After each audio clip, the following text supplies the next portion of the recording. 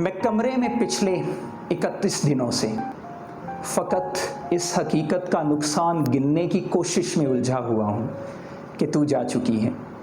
तुझे रायगानी का रत्ती बराबर अंदाज़ा नहीं है। तुझे याद है वो ज़माना जो कैंपस की पगडंडियों पे टहलते हुए कट गया था।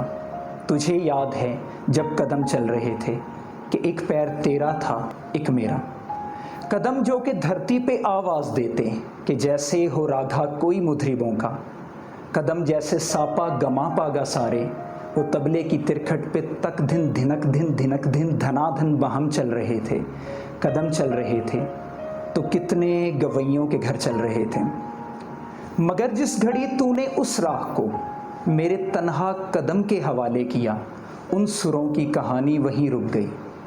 कितनी फनकारियाँ, कितनी बारीकियाँ, कितनी कलियाँ बिलावल गवैयों के होंठों पे आने से पहले फना हो गए।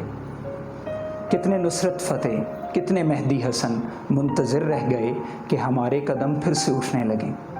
तुझको मालूम है मेरी आवाज़ पर जब तू एक ज़ाविये से पलट कर मुड़ी थी, वहाँ से रिलेटिविटी का जनाजा उठा था कि उस ज़ाविये की कशिश में ही यूनान के फ़लसफ़ी सब ज़मानों की तरतीब बर्बाद करके तुझे देखने आ गए थे कि तेरे झुकाव की तमसील पर अपनी सीधी लकीरों को हम दे सकें, अपनी अकड़ी हुई गर्दनों को लिए अपने वक्तों में पलटे जियोमेट्रिक को जन्म दे सकें। अब भी कुछ फ़लसफ़ी अपने फीके ज़मानों से भागे हुए मेरी राहों में आंखें बिछाए हुए अपनी दानिस्त में यूं खड़े हैं कि जैसे वो दानिश का मंबा यहीं पर कहीं है, मगर मुड़ के तकने को तू ही नहीं है। तो फिर कैसे फ्लोरेंस की तंग गलियों से कोई एडवेंची उठे, कैसे हस्पानिया में पिकासो बने उनकी आंखों को तू जो मुयस्सर नहीं है।